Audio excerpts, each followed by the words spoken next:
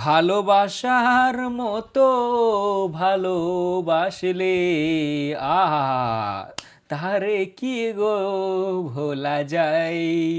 পাঞ্জাব সালা কি করে ম্যাচ হারতে পারে ভাই। পাঞ্জাব হেরে গেল, পাঞ্জাব হেরে গেছে ভাই, পাঞ্জাব ম্যাচ হেরে গেছে ভাই। হজম করতে পারছি না আর, নিজের চোখে দেখলাম, এই দুটো চোখ দিয়ে দেখার পরেও বিশ্বাস করতে পারলাম না যে পাঞ্জাব ম্যাচ হেরে গেছে। ক্লুলেস পাঞ্জাব ভাই, এই পাঞ্জাবকে চিনি না। পাঞ্জাবের খেলা দেখেছি আর এরকম ঠান্ডা ভিডিও শুরুয়াত করেছে আমার মনে হয় খুব কমই হয়েছে। কারণ যতবারই পাঞ্জাবের ভিডিও শুরু করেছি, মানে পাঞ্জাবের খেলার পরে ভিডিও বানিয়েছি, ততবারই একটা এক্সাইটমেন্টের সাথে যে পাঞ্জাব আজকেও জিতে গেছে, আজকেও হারিয়ে দিয়েছে, আজকেও এই করেছে, আজকেও ওই করেছে, ফাটিয়ে দিয়েছে। কিন্তু আজকে ভাই ফাটাতে পারেনি আর, আজকে নিজেরাই ফেটে গেছে ভাই। ম্যাচ হেরে গেছে পাঞ্জাব কিংস, তাও আবার 6 উইকেটে। 4 বল থাকতে থাকতে পাঞ্জাব কিংসের সামনে 222 রান চেস করে দিলে ভাই, 222 রান চেস করে দিলে রাজস্থান রয়্যালস। গানটা ধরলাম আমি কারণ আমার পাশের জানলাটা দিয়ে না ফুরফুর করে হেভি হাওয়া আসছে। অন্যদিন হাওয়া আসে না ভাই, আমার কাল ঘাম ছুটে যায়, বাট আজকে হাওয়া আসছে, ওই জন্য আমি গানটা ধরলাম, বুঝলে তো। যাই হোক, পাঞ্জাব ম্যাচ হেরেই গেল, তাদের স্ট্রিক ভাই ভেঙে গেল। 7 ম্যাচের স্ট্রিক, 6টা জেতার স্ট্রিক, মাঝে একটা ধুয়ে গিয়েছিল কেকারের সামনে, ওই জন্যই তোমার 6 ম্যাচের জেতার স্ট্রিক এবং 7টা নর্মাল ম্যাচের স্ট্রিক তাদের আজকে ভেঙে গেল। এবং তারা সিজনের প্রথম হার পেল রাজস্থান রয়্যালসের সামনে। জানি কিছু লোক খুব খুশি যে ফাইনালি হেরেছে, বাঙ্কানা বিরক্ত লেগে যাচ্ছিল এদেরকে দেখে দেখে, খালি জিতছে খালি জিতছে, লে ঠিক হয়েছে আজকে হেরেছে। আবার কিছু লোকের দুঃখ আছে মনে যে কত সুন্দর খেলছিল দলটা, ইয়ার ম্যাচটা হেরে গেল। পার্সোনালি আমাকে যদি জিজ্ঞাসা করো দাদা তুমি কোন দলে, আমি খুশির দলে। আমি ওই খুশি নয় যে টিটকারি মারা খুশি যে ঠিক হয়েছে ঠিক হয়েছে হেরেছে, এরকমটা নয়। পার্সোনালি আমারও আজকে মনটা খুব গায়ে ছিল যে আজকে মনে হচ্ছে হেরে যাবে, বুঝলে তো। আর হারাটা দরকার আছে ভাই, একটা হার দরকার, বুঝলে তো। কারণ অতিরিক্ত ওপরে উঠলে না, অতিরিক্ত তুমি কিছু অ্যাচিভ করলে না, বা মানে আনবিটেন গেলে না, একটা আলাদা টাইপের নিজেদের মধ্যে একটা ঘ্যাম চলে আসে, কোনো ভুল তখন আর চোখে পড়ে না, সব মনে হয় যে ঠিকই চলছে ঠিকই হচ্ছে। বাট একটা যখন হার পায় বা একটা যখন কোনো জিনিসে ধপ করে পড়ে সামনে গিয়ে, তখন তাহলে সে বুঝতে পারে যে কোথায় আমাদের ভুলটা হচ্ছে। এই ম্যাচটার পরে পাঞ্জাব কিংস আবার নিজেদের টিমটাকে ভালো করে দুবার দেখবে, ভালো করে বুঝবে যে কোথায় ভুলটা হচ্ছে, এক্স্যাক্টলি কোথায় আমরা ভুল করছি, আরও কি বেটার করতে পারি। ওই জন্য ভাই হারটা ঠিক আছে, নাহলে ওই আনবিটেন যে এমন জায়গায় যে হারবে যেখান থেকে আর কিছুই করা থাকবে না, খালি কাঁদতে হবে, ওর থেকে তো ভাই এইখানে হারাটাই ভালো, বুঝলে তো। কারণ আনবিটেন যাওয়ার পরে লাস্টে কি হয় সেটা আমরা 2023-এ খুব ভালোভাবে দেখেছি, ওই জন্য ওটা আমরা দেখতে চাই না। আর পাঞ্জাব এইবারে ডিজার্ভ করে ট্রফিটা, ঠিক আছে, ওরা ডিজার্ভ করে। একটা ম্যাচ সেটা যদি কি হয়েছে, ওরা যেভাবে খেলে এসছে, যেভাবে ওদের ব্যাটিং বোলিং হয়ে এসছে, ওরা সত্যি ডিজার্ভ করে। সেই জায়গায় যদি ওরা মানে তোমার মেন জায়গায় যে হেরে যেত তাহলে খুব খারাপ লাগতো। ওই জন্য আমি খুশি যে ঠিক আছে ওরা একটা ম্যাচ হেরেছে, আহা হা কি হাওয়া দিচ্ছে। ওই জন্যই আমি খুশি যে ঠিক আছে ভাই ওরা ম্যাচটা হেরেছে, এবার ওরা বুঝতে পারবে যে আমাদের কোথায় ভুল হয়েছে, কী করলে আরও ভালো হবে, মানে ওরা বুঝতে পারবে ভাই। আর ওদের দিন খারাপ ছিল এক কথায় বলতে গেলে। আজকে আমি একটা ভিডিওতে বলেছিলাম, আমার মনে আছে, যে পাঞ্জাব কিংস সেই দিনই হারবে যেদিন ওদের দিন খারাপ থাকবে, আর আজকে ওদের দিন খারাপ ছিল ভাই, বুঝলে তো। 222 রানটা অতটাও খারাপ রান নয় ভাই, ভালোই রান মোটামুটি। হ্যাঁ, কিছুটা রান কম হয়ে গেছে, মোটামুটি আরও 10-20 রান লাগাতে পারলে ভালো হতো, বাট 222 রানটা অতটাও খারাপ নয়। আর স্পিনারগুলোকে যদি দেখো, ওরাও খারাপ বোলিং করেনি, কিন্তু মার তো মেন ফাস্ট বোলারগুলো খেয়েছে মার, রে বাপ রে, সফটওয়্যার আপডেট করে দিয়েছে। আর পাওয়ার প্লেতেই তোমার ম্যাচটা জিতে গিয়েছিল রাজস্থান রয়্যালস, বুঝলে তো। যেভাবে ওদের পাওয়ার প্লেটা শুরু হয়েছিল না, 84 রানে একটা উইকেট, ওখান থেকেই মনে হচ্ছিল যে আজকে ভাই চাপ আছে, আজকে তো পাঞ্জাব কিংসের হবে বলে মনে হচ্ছে না। মাঝে একটু স্লো হয়ে গিয়েছিল, কিন্তু ক্রেডিট দিতে হবে তোমার ডনেভান ফারেরাকে আর শুভম দুবেকে। ইম্প্যাক্ট প্লেয়ার এসে ইম্প্যাক্ট প্লেয়ারের মতন মানে ইম্প্যাক্ট দিয়েছে, ইম্প্যাক্ট প্লেয়ার এসে আর ওই শুভম দুবে দুজনে ভালো খেলেছে। অনেক আঙুল উঠছিল রাজস্থানের ওপরে যে শুধু এদের টপ অর্ডারই চলে, শুধু এদের ওপেনার ব্যাটার দুটোই চলে, বাকিরা কেউ চলে না। আজকে এদের লোয়ার অর্ডারও দাঁড়িয়েছে এবং তারা ম্যাচটা ফিনিশ করেছে, দেখে ভালো লাগলো ভাই। কারণ এরা এরকম ফিনিশিংয়ে না লাস্টে কালে যে চোখ করে দেয়, ওই জন্য ভাই ভালো লাগলো দেখে। রাজস্থান ভালো খেলেছে, পাঞ্জাবও ভালো খেলেছে, খুব খারাপ খেলেনি, বাট ওদের দিন ছিল না আজকে, ওই জন্য ম্যাচটা হেরে গেছে। সেরকম আমি চাঁটার মতন কিছু ওদেরকে দেখতে পাচ্ছি না ভাই, যে চেঁটে দেবো লম্বা করে। একটা ম্যাচ হেরেছে, কি চাঁটবে ওদেরকে আর, বলো। ক্রেডিট বরঞ্চ দিতে হবে রাজস্থান রয়্যালসকে। যদিও আজকেও রাজস্থান রয়্যালস স্টার্ট খুব ভালো পেয়েছে, ওই জন্য ওদের টপ অর্ডার চলে লাস্টের দিকটা চলেছে, না হলে এরকম ভালো স্টার্ট না পেলে হয়তো আজকেও হিস্ট্রির অন্য কিছু হতো। আজকেও আমরা বলতাম যে পাঞ্জাব কিংস আবার একটা ম্যাচ জিতে গেল, বাট স্ট্রিক ভেঙে গেল ভাই, ওদের স্ট্রিক ভেঙে গেল, ঠিক আছে। 6টা ম্যাচ পরস্পর জিতে আসছিল, 8 নম্বর ম্যাচে এসে ওরা হেরে গেল তোমার কত 6 উইকেটে হেরে গেছে 4 বল থাকতে থাকতে। তা বড় ভাই আজকে ম্যাচ ছিল পাঞ্জাব কিংস এবং রাজস্থান রয়্যালসের মধ্যে। যারা এখনও সাবস্ক্রাইব করে নেয় অবশ্যই সাবস্ক্রাইব করে নেবে, আর যারা ফেসবুকে দেখছো অবশ্যই ফলো করে নেবে, আর যারা লাইক করোনি এখনো, এই পাপ লাগবে, লাইক করো তাড়াতাড়ি, ঠিক আছে? তা হ্যাঁ, তা ভাই কি, হ্যাঁ ম্যাচ ছিল আজকে রাজস্থান এবং তোমার পাঞ্জাব কিংসের মধ্যে। প্রেডিকশন আমার ফেল হয়ে গেছে ভাই, মনটা খুব গায়ে ছিল যখন আমি আগের দিন বললাম না যে আজকে পাঞ্জাব কিংস জিতবে, মনটা একটু তো খুব গায়ে ছিল যে আজকে মনে হয় এরা হেরে যেতে পারে, বুঝলে তো? কারণ সবাই সবাই ওদের দিকে তাকাচ্ছে, আর নজর বলে একটা জিনিস হয় যেটা আমি বিশ্বাস করি, তোমরা কতটা করো অবশ্যই কমেন্টে জানাবে। নজর একটা হয় ভাই, সবাই ওদের দিকে একটা চেয়ে আছে না, মানে সবাই যে তোমার পাঞ্জাবের ওপেনাররা ভালো ভালো করছে, ওরা 264 ওরা চেস করে দিলে, মানে সবাই তাকিয়েছিল যে এরা কি হারবে না, কবে হারবে, এরা কি আনডিফিটেড যাবে, ফাইনালে গিয়ে হারবে, এটার জন্যই সবাই আশা করেছিল, ওই জন্যই ভাই ওরা ম্যাচ আজকে হেরে গেছে, ঠিক আছে? তা টস জিতে রাজস্থান টস জিতে বলে ফার্স্টে আমরা বল করব, দুজনেই দুটো দলে দুটো করে চেঞ্জ করে। রাজস্থান রয়্যালস হিটমায়ারের জায়গায় দর্শন সানাকাকে নিয়ে আসে, আর বিষ্ণুইর জায়গায় নিয়ে আসে তোমার ইয়াস পুঞ্জাকে, আর তোমার ইয়ে নিয়ে আসে পাঞ্জাব কিংস নিয়ে আসে বাটলেটের জায়গায় ফার্গুসনকে, আর শশাঙ্কের জায়গায় সুরিয়ান শেডগেকে। আচ্ছা যাই হোক, তারপরে শুরু হয় তোমার পাওয়ার প্লে মোটামুটি প্রথমে 3 ওভার ভালোই স্টার্ট হয়, কিন্তু 3 নম্বর ওভারে জোফরা আর্চার ফিরান্স আরিয়াকে আউট করে দেয়, যে 11 বলে 29 রান বানিয়ে আউট হয়ে যায়। ভাই 150 স্পিডে ছিল এই বলটা। হ্যাঁ, জোফরা এবারের আইপিএলে হেভি বোলিং করছে, হেভি, মানে রাজস্থান রয়্যালসের বোলিংটা তো বিশাল আছে, বুঝলে তো, মানে হেভি বোলিং করছে ওরা।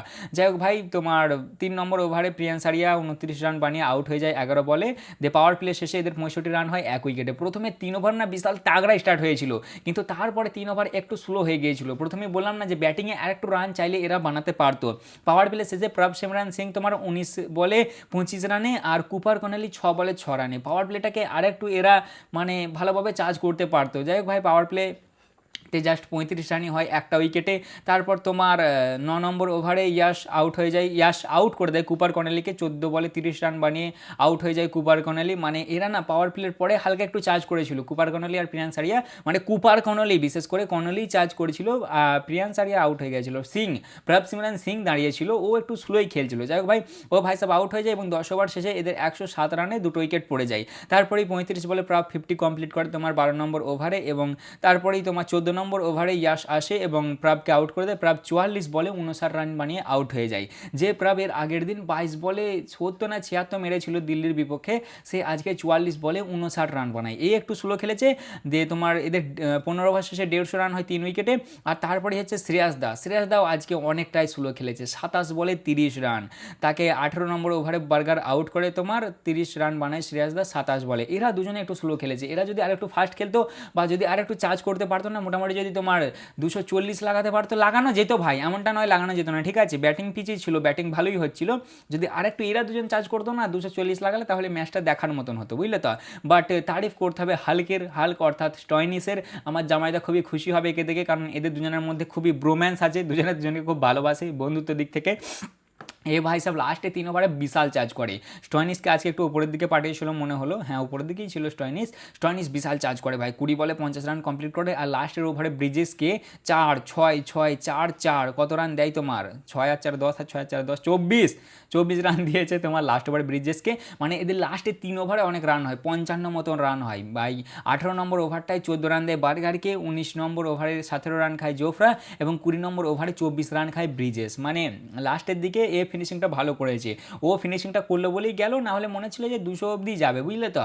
প্রথমে যখন স্টার্ট হয়েছিল মাঝের দিকে মনে হচ্ছিল যে না, 10 ওভার শেষে যখন মনে হলো 107, তখন মনে হলো যে ভাই মেরে দেবে 240, কারণ এখনও ব্যাটিং লম্বা আছে। বাট লাস্টে মাঝের দিকে একটু স্লো হয়ে গিয়েছিল, ওই তখন তোমার প্রিয়ান্স আরিয়া আর তেরিকি প্রভসিমরন সিং আর শ্রেয়াস দা ছিল, তখন একটু স্লো হয়ে গিয়েছিল। বাট তারপরে হাল্ক খুব সুন্দর ফিনিশিং করে, সে তোমার প্রথমের 8 বলে না 11 রানে ছিল, তারপরে 14 বলে 51 রান, 22 বলে 62 রান বানিয়েছে ও। আর সিডকে কত বানিয়েছে মনে নাই ভাই, এরা 222 রানই লাগায় 4টে উইকেটে। বোলিংয়ের দিক থেকে দেখতে গেলে জোফরা 4 ওভারে 40 রান খেয়ে 1 উইকেট, বার্গার 4 ওভারে 59 রান খেয়ে 1 উইকেট, ব্রিজেস 4 ওভারে 42 রান খেয়েছে, ইয়াস পুঞ্জা 4 ওভারে 41 রান খেয়ে 2 উইকেট, এবং জাড্ডুদা 4 ওভারে 32 রান খেয়েছে, 1 উইকেট নিতে পারেনি।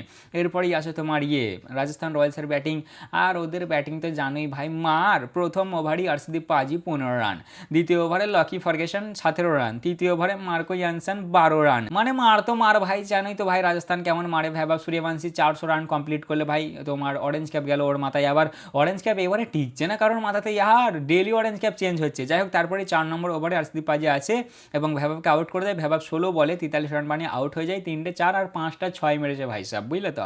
তারপরে 4 নম্বর ওভারে ও আউট হওয়ার পরে যে তোমার স্লো হয়ে গেছে এমন নয়, ও আউট হওয়ার পরেও চার্জ করেছে এরা, আর ওখানেই ওরা মোমেন্টামটা অনেকটা পেয়ে গেছে, বুঝলে তো। তোমার 4 নম্বর ওভারে আরশদীপ পাজি খায় 22 রান, যে ওভারটাই ভৈভবকে আউট করে। তারপরে 5 নম্বর ওভারে ব্রার খায় 2 রান, ব্রার খুব ভালো বোলিং করেছে। আর 6 নম্বর ওভারে লকি ফার্গুসন খায় 16 রান এবং পাওয়ার প্লে শেষে এদের 84 রান একটা উইকেটে। মানে ভাই ম্যাচ ওখানেই ওয়ান সাইডের 222-এর টার্গেটে 222-এর চেজে যদি তোমার 84 হয়েই যায় পাওয়ার প্লেতে তাহলে তো মোটামুটি একতরফা হয়ে গেল। কিন্তু মাঝে এরা আটকে দিয়েছিল, বিশেষ করে তোমার ওই পাওয়ার প্লে থেকে 10 ওভার অবধি এদের স্পিনারগুলো না বেশ চেপে ধরেছিল এদেরকে, বিশেষ করে ব্রার আর তোমার ইউজি চাহেল, এই দুটোই স্পিনার বল করেছে আজকে, ওরা দুজনা চেপে ধরেছিল। মাঝে তোমার 16 বল কোনো বাউন্ডারি আসে না, 17 নম্বর বলে গিয়ে ফাইনালি বাউন্ডারি আসে। আর 10 নম্বর ওভারে চাহেলদা ধ্রুব জুরেলকে আউট করে দেয় 20 বলে, ও 16 রান বানিয়ে আউট হয়ে যায়। মানে কেসটা কি হয়েছে, পাঞ্জাব কিংস পাওয়ার প্লের 3 ওভার পরে না স্লো হয়ে গেছিল লাস্টের 3 ওভারে, দিয়ে তারপরে পাওয়ার প্লে শেষে ওরা চার্জ করেছিল একটু, ওই কুপার কর্নালি চার্জ করেছিল। বাট রাজস্থান রয়্যালসের পাওয়ার প্লে তো তাগড়া স্টার্ট হয়েছিল, কিন্তু তারপরেই তোমার 10 নম্বর ওভারে অবধি এরা একটু স্লো হয়ে গিয়েছিল। 10 ওভার শেষে এদের তোমার 109 রান হয় 2 উইকেটে। তারপরে 11 নম্বর ওভারে ইউজিদা আসে, জয়সুকে আউট করে দেয়। জয়সু 27 বলে 51 রান বানিয়ে আউট হয়ে যায়। তার আগের বলটাই 50 কমপ্লিট করে, 26 বলে মনে হয় 50 মেরেছে আজকে, 27 বলে 21 রান বানিয়ে আউট হয়ে যায়। আর 14 নম্বর ওভারে ইউজিদা রিয়ানকেও আউট করে দেয়, রিয়ানও 16 বলে 29 রান বানিয়ে আউট হয়ে যায়। তবে আউট হলে কি হবে, এদের এই ওভারগুলোতে ভালো রকম রান আসছিল। 10 ওভারের পর থেকে না এদের আচ্ছা কাছা রান আসতে শুরু হয়েছিল, মোটামুটি তোমার 10, 12, 15 এরকম রান এসেই যাচ্ছিল। আর তারপরেই ইম্প্যাক্ট প্লেয়ার আসে শুভম দুবে আর ডনোভান ফারেরা তো আগে থেকেই ছিল। এদের দুজনের মধ্যে একটা পার্টনারশিপ হয়, মোটামুটি 50+ পার্টনারশিপই ছিল, আর দিয়ে দুজনা লাস্ট পর্যন্ত ম্যাচ শেষ করে দেয়। ডনোভান ফারেরা 27 বলে 52 রান এবং শুভম দুবে 12 বলে 31 রান। মানে কেমন লাগবে বলো তো সিএসকে ওয়ালাদেরকে দেখতে, এই দুবে এত সুন্দর পারফরমেন্স দিচ্ছে আর ওদের দুবে কিছুই করতে পারছে না গো। যাই হোক ভাই, এরা 228 রান তোমার 4 উইকেটে বানিয়ে দেয় 19.2 ওভারে এবং 6 উইকেটে এই ম্যাচটা জিতে যায় রাজস্থান রয়্যালস। 4 বল থাকতে বোলিংয়ের দিক থেকে দেখতে গেলে ব্রার 4 ওভারে 25, চাহালদা 4 ওভারে 36 রান খেয়ে 3টে উইকেট, লকি 4 ওভারে 57, আরশদীপ পাজি 4 ওভারে 68 রান খেয়ে একটা উইকেট, আর ইয়ানসান 3.2 ওভারে 41 রান খেয়েছে, একটাও উইকেট নিতে পারেনি। মানে ফাস্ট বোলারগুলো খুবই মার খেয়ে গেছে, খুবই। মুল্লাপুরের গ্রাউন্ডের হাইস্ট চেজ এটা, মানে আজকে যেখানে ম্যাচটা ছিল সেই গ্রাউন্ডের হাইস্ট রান চেজ এটা, আর এটাই লাস্ট ম্যাচ ছিল তোমার এখানে তোমার পাঞ্জাব কিংসের, এরপরে ওরা আর এখানে খেলবে না। যাই হোক এরা ম্যাচ হেরে গেছে, সেরকম কিছু বলার নাই ভাই, এরপরে ম্যাচে ভালো পারফরমেন্স দেবে, কামব্যাক করবে। তাই এই ছিল মোটামুটি আজকের ভিডিও। আজকের প্রেডিকশন তো আমার ভুল হয়ে গেছে, কালকে ম্যাচ আছে হায়দ্রাবাদ এবং গ্যাংস্টারদের মধ্যে, আশা করি কালকে গ্যাংস্টাররা কামব্যাক করবে, আর আমি এখনও গ্যাংস্টারদেরকেই ব্যাক করছি। কালকের ম্যাচটা আমার মনে হচ্ছে মুম্বাই ইন্ডিয়ান্সই জিতবে, দেখা যাক কী হয়। তাই এই ছিল আজকের ভিডিও ভাই, নর্মাল ভিডিও, সেরকম কিছু খাস হয়নি ম্যাচে, একটু ঠান্ডা টাইপেরই ম্যাচ হয়ে গেল, বাট ভালোই ম্যাচ হয়েছে। তাই এই ছিল আজকের ভিডিও, কেমন লাগলো অবশ্যই জানাবে, ভালো লাগলে লাইক কমেন্ট শেয়ার অবশ্যই করবে। দেখা হচ্ছে আবার পরের ভিডিওতে, চলো ততক্ষণের জন্য টাটা।